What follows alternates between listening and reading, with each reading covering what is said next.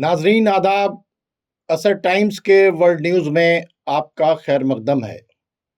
नाजरीन, जंग के बादल जो हैं वो अभी छटे नहीं हैं और ईरान और अमेरिका के जंग के सिलसिले में तरह तरह के बयान सोशल मीडिया के ऊपर, इंटरनेशनल चैनल्स के ऊपर और अखबारों के अंदर आ रहे हैं। और इन सारे हालात पर गौर व फिक्र करने के बाद ये नतीजा निकला है कि टेंशन अभी भी पीक पर है, जंग के आसार अभी भी मौजूद हैं। इसलिए ईरान किसी भी तरह से कोई कमी नहीं कर रहा है, उसे करना भी नहीं चाहिए और उसको पूरी तरीके से तैयार रहना चाहिए। आज जुमा के खुतबे में तेहरान में सैयद अहमद खातमी ने पब्लिक को एड्रेस करते हुए और हुकूमत को एड्रेस करते हुए इस बात को कहा कि हुकूमत की जिम्मेदारी है कि वो अवाम की तमाम ज़रूरतों को पूरा करे और अवाम को भी इस बात का ख्याल रखना चाहिए कि ये जो ईरान का इनकलाब है ये लाखों शहीदों की कुर्बानी के बाद मिला है और इसकी हिफाजत एक एक ईरानी की जिम्मेदारी है। 3000 से ज़्यादा जिन लोगों को गिरफ्तार किया गया है उनके कनेक्शंस बाकायदा तौर से अमेरिका और इजराइल से निकले हैं और जिन लोगों ने आर्म्स अम्युनिशन का इस्तेमाल किया है, जिन लोगों ने मसाजिद के ऊपर हमले किए हैं, जिन लोगों ने प्रॉपर्टीज़ को डैमेज किया है, वो सारे प्रूफ जो है सरकार खुलकर आवाम के सामने ला रही है। और जैसा कि कल हम लोगों ने बताया था कि वो प्रूफ जितने फॉरेन डेलीगेट्स थे उनके सामने भी रखे गए हैं कि किस तरह से अमेरिका और इजराइल ने ईरान के अंदर प्रोटेस्ट के बहाने रजीम चेंज करने का घिनौना खेल खेला और किस तरह से उसके अंदर एलन मस्क के स्टारलिंक का बहुत बड़ा रोल रहा, टेररिस्ट का बहुत बड़ा रोल रहा और वो टेररिस्ट चाहे वो ISIS के हों और चाहे वो टेररिस्ट बलूचिस्तान के बॉर्डर से एंट्री लेने वाले हों, इन सब का रोल वहां के ऊपर निकला। अब दो तरह की आवाजें आ रही हैं। कुछ लोग समझ रहे हैं कि जंग टल गई, लेकिन जो समझदार लोग हैं वो जानते हैं कि जंग के बादल अभी तक नहीं छटे हैं और अभी वो बादल छाए हुए हैं। तो आइए इन तमाम बातों पर बात करते हैं अपने मेहमान जनाब सैयद सुलेमान अहमद साहब से। सैयद सुलेमान अहमद साहब, बहुत बहुत आपका खैर मकदम है। आदाब। सुलेमान अहमद साहब जी, जैसा कि तमाम आप भी सोशल मीडिया के ऊपर देख रहे हैं, वेबसाइट्स के ऊपर देख रहे हैं, अखबारों को स्टडी करते हैं, तो एक तरफ ये आवाज़ है कि साहब अमेरिका डर गया, वो भाग गया, उसको भागना पड़ा, जंग बंद हो गई। एक तरफ से ये आवाज़ है। दूसरी तरफ ये आवाज़ है कि ईरान को धोखा नहीं खाना चाहिए, ईरान को तैयार रहना चाहिए। पुराने जितने एक्सपीरियंसेस हैं उसमें चाहे आप देखें कि लेबनान के साथ सीज़ फायर हुआ तो उसका क्या नतीजा निकला, फ़िलिस्तीन के साथ सीज़ फायर हुआ तो क्या नतीजा निकला। जो हज़ार बार जिन लोगों ने अपने ही एग्रीमेंट को ब्रीच किया, ठीक है, तो ऐसे लोगों के ऊपर भरोसा करना, और वो भी उस ट्रंप के ऊपर कि जिसने कह दिया कि जो मेरा दिल चाहेगा वो मैं करूँगा, मेरा दिल चाहेगा तो यूनाइटेड नेशन की मानूंगा वरना मैं किसी की नहीं मानूंगा। तो ऐसे में क्या कोई भरोसा ईरान को करना चाहिए अमेरिका के ऊपर? देखिए, पहली बात तो ये है कि अमेरिका ने कोई भरोसा दिलाया भी नहीं। ना अमेरिका ने वादा किया कि हम नहीं करेंगे। और फैक्ट ये है कि रिपोर्ट्स ये आ रही हैं कि 3 एयरबेस से इकट्ठा प्लेन उड़े थे, खतर के, कुवैत के और एक एयरबेस इराक का था, यहाँ से उड़े थे।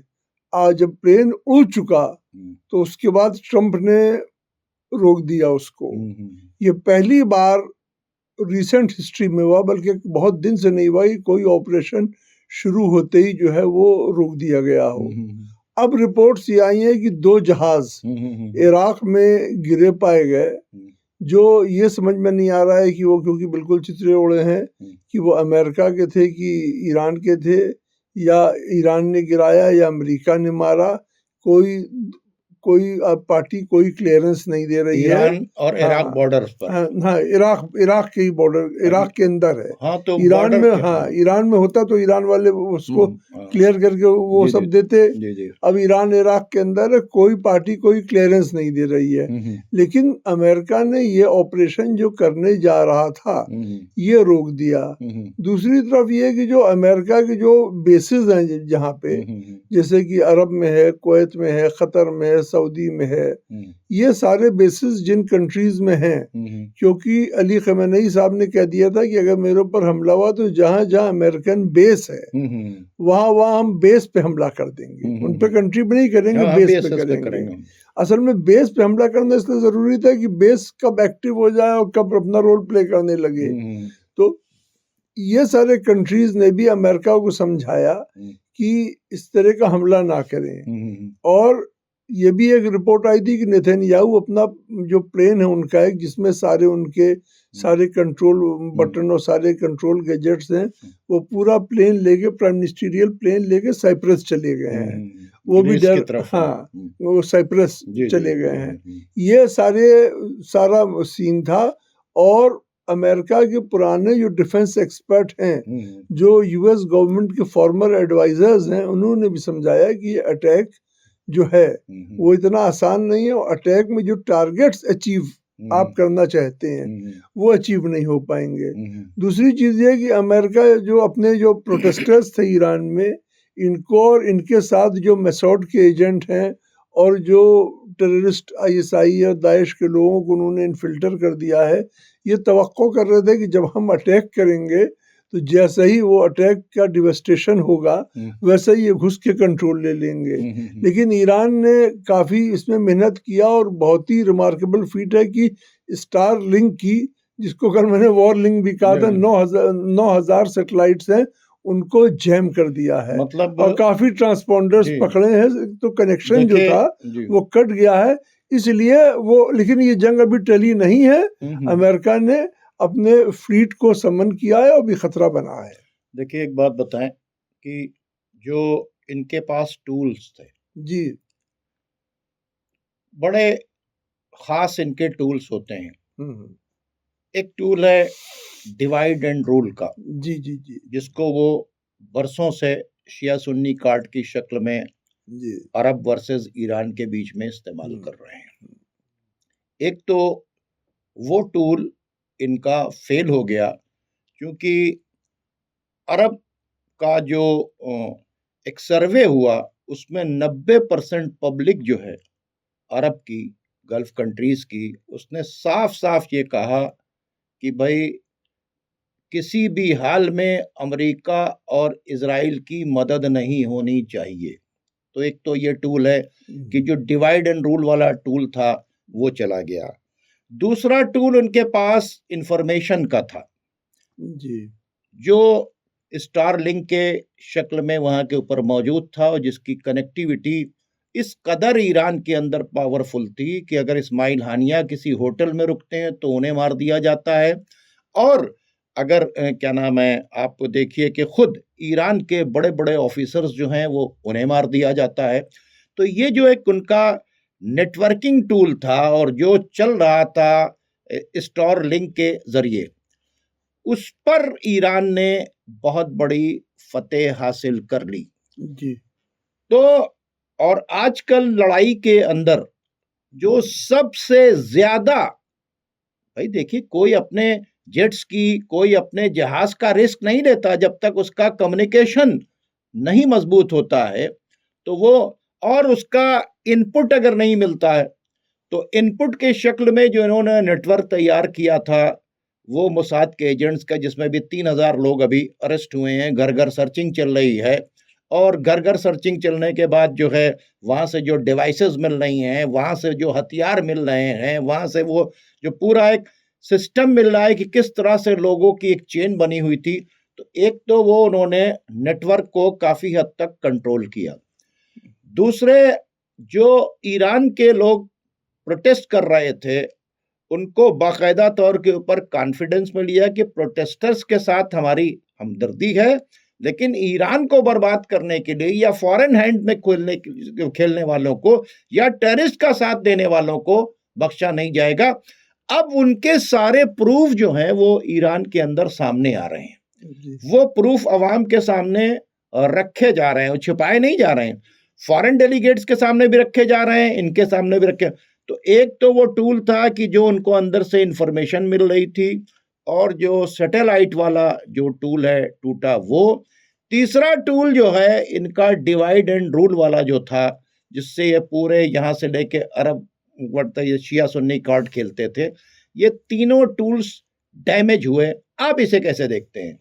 देखिए, जो बहुत इम्पोर्टेंट था, जो ईरान के अंदर इनका स्पाई नेटवर्क था मसौद का और आतंकवादियों का जो कमांड था, वो स्टारलिंक पे था, वो जिसको ईरान उसकी डिपेंडेंसी स्टारलिंक पर थी, ने जैम कर दिया।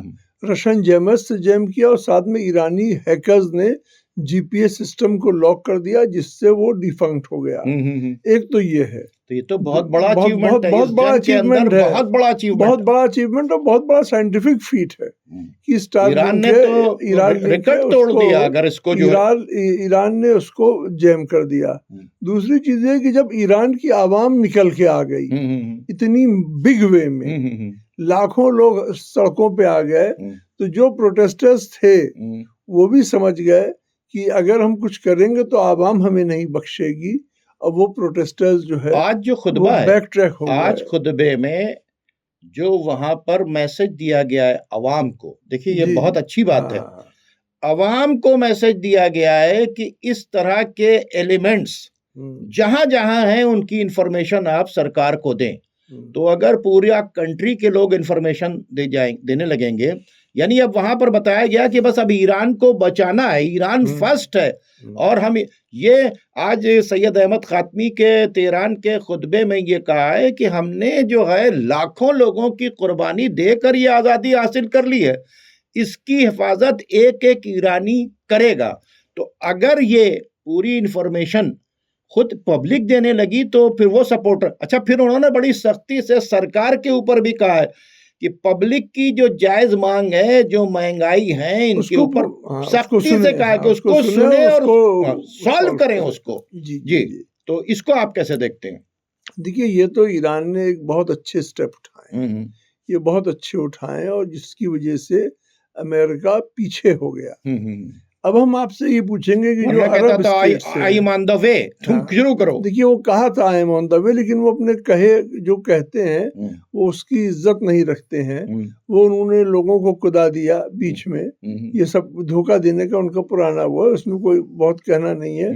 ये बताइए कि जो अरब नेबर्स हैं, ये इनके एटीट्यूड में, जिनको समझा जा रहा था कि अमेरिका के साथ खड़े हो जाएंगे, इनके एटीट्यूड में ये चेंज आया है। सऊदी अरब के और खतर के, यूएई छोड़ दीजिए, और लोगों के चेंज आया। इसको आप क्या कहेंगे टर्की के? अच्छा, हमको जवाब देना है।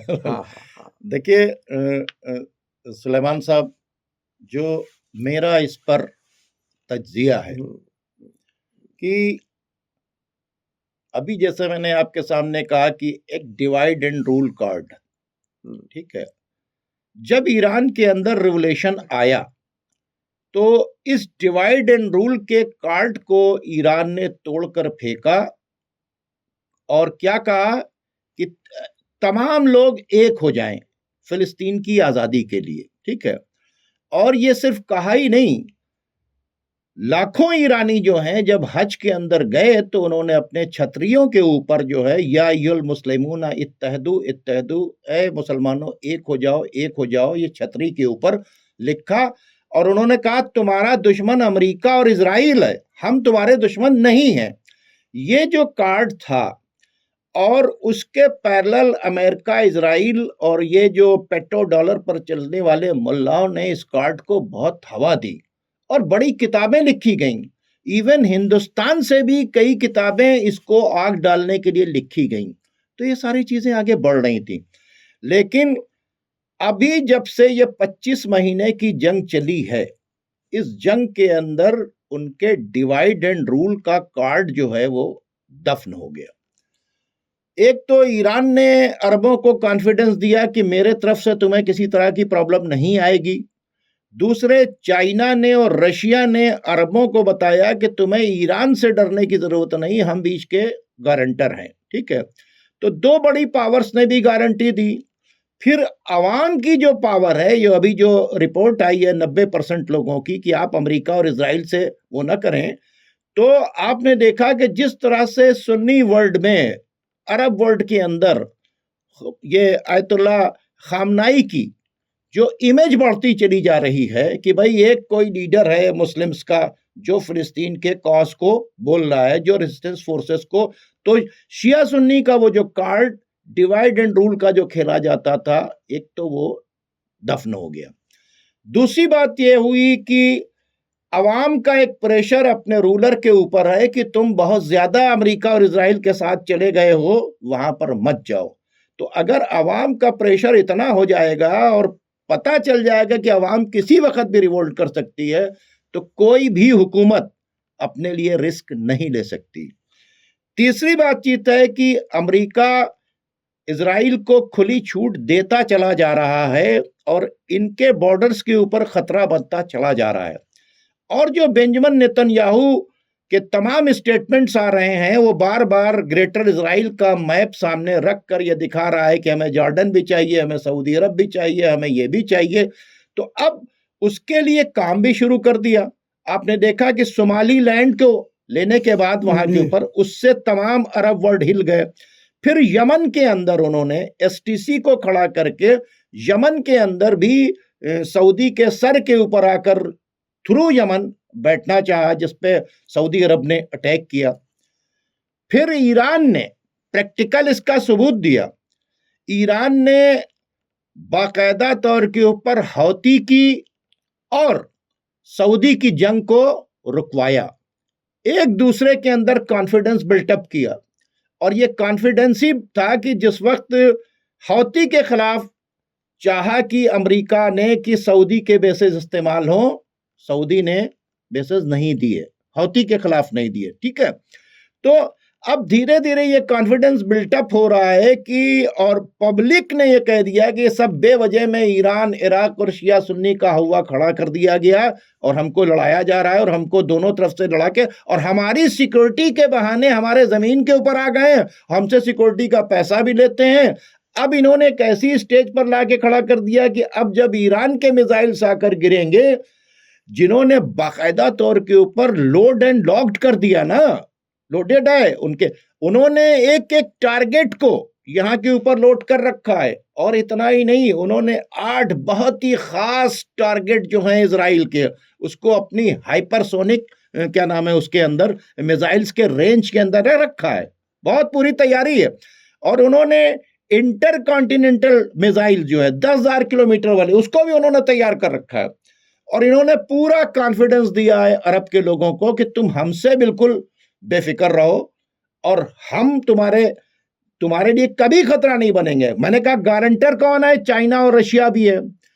अवाम, चाइना, रशिया और ईरान का खुद का अपना मामला, इतनी लंबी जो जंग चल रही थी हौती की, उसको सीज करा देना, सपोर्ट करना, तो ये जो सारी चीजें हैं।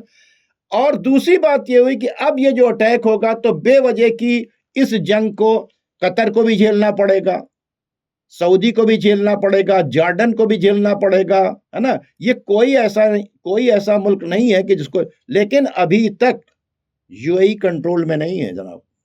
यूएई की गद्दारी जो है वो फिलिस्तीन, देखिए यूएई के और इजराइल से बहुत ज्यादा डीप रूटेड कनेक्शंस हैं। और दूसरी चीज ये कि एक हम इसमें हो सकता है कि आई मे बी रॉन्ग, लेकिन एक बहुत सारा अरेंजमेंट ये होता है कि एक आदमी को छोड़ दिया जाता है to do the dirty work.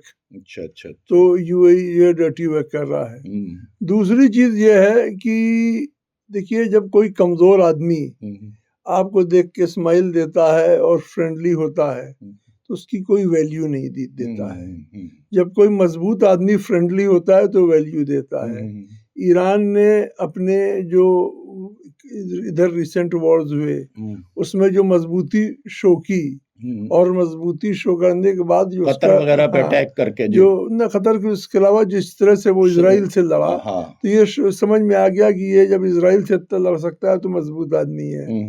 तो मजबूत आदमी से फ्रेंडली रिलेशन सब हर आदमी बनाना चाहता है। कमजोर आदमी से फ्रेंडली रिलेशन इसलिए नहीं बनाता कि पता नहीं ये कब क्या मांग बैठे, कब कहाँ इसको वो मदद करना पड़े। तो एक बात तो ये है। दूसरी चीज ये कि जो गल्फ ऑफ हार्मूज है जहाँ पे इन सब सारा ऑयल एक्सपोर्ट है दुनिया के 33%, अगर लड़ाई होगी तो टोटल गल्फ ऑफ हार्मूज बंद होगा तो इनके जो अरब कंट्रीज हैं, इनके जो रेवेन्यू है वो भी इकोनॉमिकली वो भी असर बहुत बड़ा असर उन्होंने कह भी दिया है, क्योंकि सिर्फ स्टेट ऑफ हार्मज नहीं बंद होगा, रेड सी भी बंद होगा, उसने भी कह दिया। ये अपने आवाम की नजर में अनपॉपुलर होते रहेंगे इसलिए। अच्छा, जैसे बहुत सारे लोगों ने कोशिश की, चाइना और रशिया ने भी गारंटी दी है अरब्स को कि ईरान हमला नहीं करेगा। इमरान खान ने दोनों को करीब लाने की कोशिश की थी, मोहम्मद बिन सलमान और वो ईरानी, इससे बातचीत कराने की। खैर उनको अमेरिका ने सजा अच्छी दिलवा दी, तो आप लोग देख ही रहे हैं। हाँ, वो तो जो अब ये आई है कि अब आगे क्या एक्सपेक्ट कर रहे हैं, कि कर रहे हैं, इस पे बात कीजिए। देखिए, आगे जो एक्सपेक्टेशन है वो ये है कि ट्रम्प के ऊपर और बेंजामिन नेतन्याहू के ऊपर कोई भरोसा नहीं, लेकिन बेंजामिन नेतन्याहू को ये इन्फॉर्मेशन हो गई कि अब अगर जंग हुई तो उसमें सबसे ज़्यादा नुकसान जो है वो हमारा होगा, क्योंकि जब ईरान ने अपने मिसाइल्स मारे थे तो 80% तो इंटरसेप्ट हो गए थे। कहाँ से? इन्हीं अरब कंट्रीज से। तो अब इस बात को सोचने पर मजबूर हो गया बेंजामिन नेतन्याहू कि 80% तो उस बार यहाँ से इंटरसेप्ट हो गए थे, अगर नहीं इंटरसेप्ट हुए और 20% मिसाइल जो इजराइल में गिरे थे, जिसमें 33% इजराइल जो है खत्म हो गया था, बर्बाद हो गया था। तो अगर ये अरब कंट्रीज के तरफ से इंटरसेप्ट नहीं हुए तो हमारा क्या होगा? इसलिए इन्होंने ट्रंप के ऊपर प्रेशर बिल्टअप किया। दूसरी बातचीत, खुद ट्रंप के ऊपर वहां के जो CIA के एक्स तमाम जो ऑफिसर्स थे, उन्होंने कहा कि ये ईरान है, इससे लड़ना आसान नहीं है। वजह क्या है कि वहां रिजीम नहीं है, वहां अपने लीडर खामनाई के ऊपर जान देने वाले मौजूद हैं, नंबर एक बात। दूसरी बातचीत है कि लीडर को अगर आप एलिमिनेट भी कर देंगे तो वो जो अवाम जो जान देने वाली है वो आपको चैन से नहीं रहना, आप कब्जा नहीं कर पाएंगे। आप सोच रहे हैं कि पहलवी को इनको ले जाएंगे, वहां एक ऐसी पोजीशन होगी जो अमेरिका के लिए बहुत बड़ा खतरा बन जाएगा। तो जो सबसे बड़ी बातचीत थी कि वहां पर जो सुप्रीम लीडर जो हैं ईरान के, उनके ऊपर वहां की जो अवाम का ट्रस्ट है, ठीक है, वो ट्रस्ट जो है वो बहुत ही पावरफुल है, और वो रोड के ऊपर भी सामने आ गया। और उनका एक नारा भी है कि रहबर के क्या नाम फरमान पर जान भी कुर्बान है। तो जाहिर सी बातचीत है कि कौन उनसे लड़ेगा? कि भाई अभी देखिए वेनेजुएला के अंदर उन्होंने हटा दिया, लेकिन गुरिल्ला फोर्सेस वहां के ऊपर खड़ी हो गई। जो आप इजराइल के बारे में कह रहे हैं, आपकी हर बात से मैं एग्री करते हैं, लेकिन इजराइल वाली की बात से नहीं एग्री करते हैं। इजराइल को इतना नुकसान हुआ और इजराइल कहता है कि हमें बड़े खतरे हैं। वो इस बात का रोता है यूरोप और अमेरिकन के पास डिफेंस की मदद लेने के लिए। लेकिन अगर इजराइल ग्रेटर इजराइल के ख्वाब को शेल्फ कर दे, ठीक है, तो उसको नहीं, वो तो नहीं करना, वो नहीं कर रहा है। और ईरान पे का मामला ही यही है कि ग्रेटर और देखिए फिलिस्तीन में सारा मामला हो रहा है। प्रेसिडेंट ट्रंप ने जो पैलेस्टीनियन टेक्नोक्रेट की अथॉरिटी है उसका चेयरमैन अपने को वो वेनेजुएला के प्रेसिडेंट भी है, और जो अथॉरिटी है उसका चेयरमैन ये प्रेसिडेंट जो भी हेड होता है वो उसको भी अपने को ही वो बनाया है। एक मिनट सुनिए, वहां का प्रेसिडेंट बनाया है और वहां से जो जहाज समंदर में निकल रहे हैं उनको ये पकड़ भी रहे हैं और उसको भी बनाया है। भाई तो आप ही इजराइल ने रोका इसलिए है कि दो चीजें, एक तो इजराइल को लगा कि अभी टारगेट ये फेवर में नहीं है, अचीव नहीं होगा। अचीव नहीं होगा। अब अमेरिका जो है एक बहुत लंबे वॉर की तैयारी कर रहा है। देखिए पहले उसकी बड़ी उम्मीद थी अरबों से। अरबों ने जब ये कह दिया कि हम अपने ना बेस देंगे ना अपने प्लेन देंगे, तो एयर स्पेस भी नहीं देंगे। अब उनकी जो अमेरिका ने जो अपने वॉरशिप्स को बुलाया, जैसे यूएसएस अब्राहम लिंकन जो आ रही है, 90 फाइटर प्लेन है उसके साथ, और उसके प्रोटेक्शन में 3 सबमरीन न्यूक्लियर पावर्ड, साथ में 3 डिस्ट्रॉयर हैं जिसपे क्रूज है। वो क्रूज जो लॉन्ग रेंज है, जो 1600 किलोमीटर लंबा जिसका रेंज है, वो करेगी। इसके अलावा वो यूएसएस अब्राहम लिंकन के अलावा यूएसएस जॉर्ज बुश और यूएसएस वो फ्रैंकलिन डी रोजवेल्ट, वो भी आ गई है। तो अमेरिका को ये समझ में आ गया कि एक लंबी लड़ाई लड़नी है हमें समुंदर से, तो वो सारा ताना बाना कर रहा है, एक लंबी लड़ाई के उसमें है। तो अभी खतरा भी टला नहीं है, खतरा भी वो खत्म नहीं हुआ है, थोड़ा सा टल गया है, और हमला अभी भी हो सकता है। अब्राहम लिंकन शायद मंडे तक आ जाए। देखिए बिल्कुल आप सही कह रहे हैं कि बहुत ही, यानी कि देखिए इसमें बेइज्जती हुई है बहुत ज्यादा अमेरिका की, बहुत पूरी दुनिया के अंदर। अब जाहिर सी बातचीत है कि जब उसने इतनी तैयारी की तो एक कोई बड़ी तैयारी करेगा, उसको टाइम भी चाहिए। अंदर से जो मामला चल रहे थे गद्दारी वाले, वो भी कंट्रोल हो गए, ठीक है। मतलब अभी पूरे तो नहीं कंट्रोल हुए हैं, लेकिन काफी हद तक कंट्रोल हो गए। कम्युनिकेशन वाला भी मामला वो हो गया, अरबों का भी यहाँ से ये हो गया। समंदर में खड़े होकर कितने दिन लड़ लेंगे, क्योंकि अभी आपने देखा कि जब ये आए थे 41 कंट्री के मिलने के बाद हौती से लड़ने के लिए, तो हौती की जो छोटी छोटी बोट्स थी, देखिए ये जो बात आप कह रहे हैं, ये कैरियर्स एक जगह एक एरिया में सालों पड़े रहते हैं। हाँ ठीक है, पड़े रहते हैं अभी यहाँ पर। लेकिन ये है कि ईरान ने अपनी सारी वेसल्स उतार दी हैं, और 3 या उससे ज्यादा सबमरीन थी, उनको भी उतार दिया है। समंदर में माइंस भी डाल दी। साथ में पहली बार ईरान ने नेवल शिप से जो है मिसाइल फायर की है।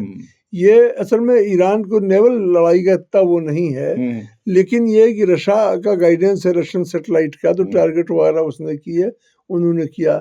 समुंदर में माइंस भी बिछा दी है।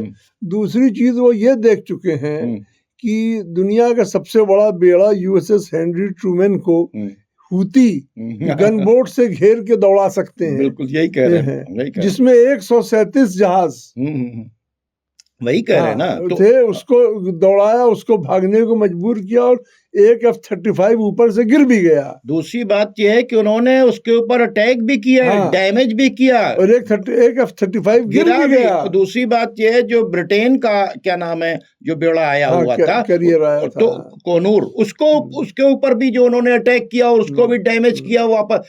तो देखिए, और कह भी दिया उन्होंने, क्या नाम है, ये अंसारुल्लाह हौती ने बिल्कुल क्लियर कट कहा है कि अगर जंग शुरू हुई तो हम सब जंग शुरू करेंगे। तो ये पोजीशन तो है। क्या इसके अंदर अमेरिका न्यूक्लियर भी इस्तेमाल कर सकता है ईरान के अगेंस्ट? ये मेरा सवाल। देखिए अमेरिका ऐसा है कि उसको मतलब वो इंसानियत के खिलाफ अपनी दादागिरी, अपने ट्रेड को बचाने के लिए कोई भी कदम उठा सकता है।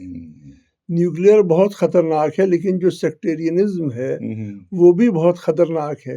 जो पाकिस्तान की रिपोर्ट आ रही है कि पाकिस्तान के पार्लियामेंट के लोग गवर्नमेंट पे चार्ज लगा रहे हैं, हमारी छोड़िए कि अमेरिकन कमांडोज, इस पर हम लोगों ने बात ही नहीं की कि आईएसआईएस को, टेररिस्ट को भी यूज कर रहा है। अमेरिकन कमांडोज रावलपिंडी में और क्वेटा में देखे गए, और 30,000 अमेरिका पाकिस्तान ने फौज भी लगा दी है, और वहां पर आर्म्स सबनेशन पकड़े गए।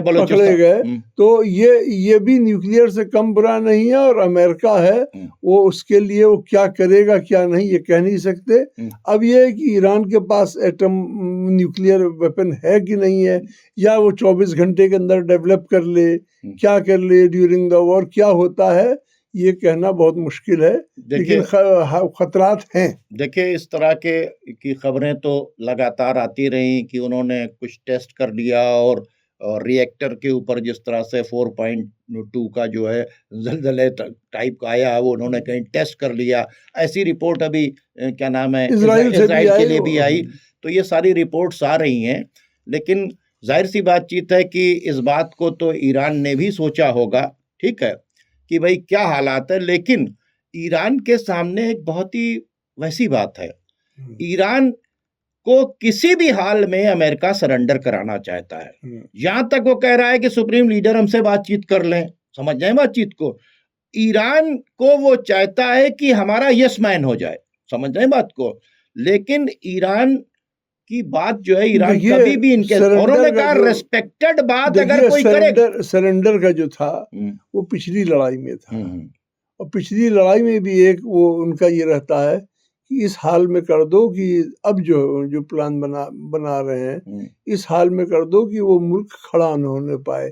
पावर स्टेशन तोड़ दो, ब्रिजेस तोड़ दो, रिफाइनरीज तोड़ दो, और साथ में सेक्टेरियन वायलेंस भी इंजेक्ट कर दो, ताकि पूरा मुल्क पूरा इलाका, क्योंकि जब वो अगर ये टूटा तो सीरिया से लेके ये पाकिस्तान तक ये इंसानियत की बहुत बड़ी खूनरेजी होगी, और पूरा इलाका जो एक टर्मोइल में हो जाए। तो जब पूरा इलाका नर्म हो जाएगा, वो शायद इजराइल के लिए बेहतर वक्त होगा, ग्रेटर इजराइल के लिए। लेकिन अब यह है कि ये मुसलमानों के ऊपर है कि वो अपनी नफरतें और अपने मौलानाओं के भड़कावे को छोड़ के वो ये कब समझेंगे कि उन्हें मिल के रहना चाहिए। ये आप बहुत अच्छी बात कर रहे हैं नाज़रीन, चूँकि वक्त ख़त्म हो रहा है। अगर इस वक्त के हालात देखे जाए तो ईरान भी पूरी तरीके से तैयार है, अमेरिका भी अपने फौजी बेड़े लेकर आने के लिए तैयार है, और गल्फ़ के ऊपर निगाह डालें तो सबका एक ओपिनियन आ चुका है कि हम अपने बेसेस नहीं देंगे। और दूसरी बात यह है कि जिस तरह से टर्की ने अभी आकर ईरान के बॉर्डर के ऊपर फौज लगाई है, और जिस तरह से जो फॉरेन डेलीगेट्स हैं वो एक दूसरे से के मुल्कों को छोड़कर जा रहे हैं, जिस तरह से फ्लाइट्स रोकी जा रही हैं, ये इस बात का सिग्नल है कि जंग टली नहीं है, तनातनी बरकरार है, और लोगों ने अपना अपना स्टैंड क्लियर कर दिया है। ये अच्छी बातचीत है कि स्टैंड क्लियर हो गया है। अमेरिका को क्लियर कट कह दिया गया ईरान की तरफ से कि हमारे साथ अगर अटैक हुआ, या हमको ये पता चल गया कि अब ये अटैक होने वाला है, तो हम जो है प्रीएम्प्टिव स्ट्राइक करेंगे। उन्होंने भी अपने टारगेट को लॉक कर रखा है, वो बेसिस को भी उड़ाएंगे, इजराइल पर भी अटैक करेंगे। तो इस वक्त जो हालात जो हैं वो बहुत ही ख़राब हैं। फिर रोज़ की तरह आज भी मेरी अल्लाह से यही दुआ है कि कोई वो रास्ता निकाल दे और उसके बाद जंग ना हो, क्योंकि जंग सिवाय जो है बर्बादी के कुछ लेकर नहीं आती है। और ये दुनिया वालों को समझ लेना चाहिए कि अमेरिका अब वो मुल्क नहीं है जो ह्यूमन राइट्स की बातचीत करता था, जो जियो और जीने दो की बातचीत करता था, जो दिखावा था। लेकिन आज अमेरिका एक दुनिया का सबसे बड़ा गुंडा बना हुआ है कि वो जो चाहेगा वो करेंगे, और उस गुंडे को अगर कोई हैंडल कर रहा है तो उसका नाम है बेंजामिन नेतन्याहू। और बेंजामिन नेतन्याहू को ज़ायनिस्ट लॉबी ने खड़ा किया है, और इन सब का नेक्सस जो है आपको ईरान की सरजमीन के ऊपर दिखाई देगा। ये सारी ताकतें तो यूनाइट हैं। काश जिस तरह से ये अरब ममालिक के लोगों ने अपने अपने बयानात दिए हैं, उसी तरह से ये भी यूनाइट हो जाए, तो इनकी यूनिटी जंग को ज़रूर टाल देगी। अब आप हमें और हमारे मेहमान को इजाज़त दीजिए। खुदा हाफिज़।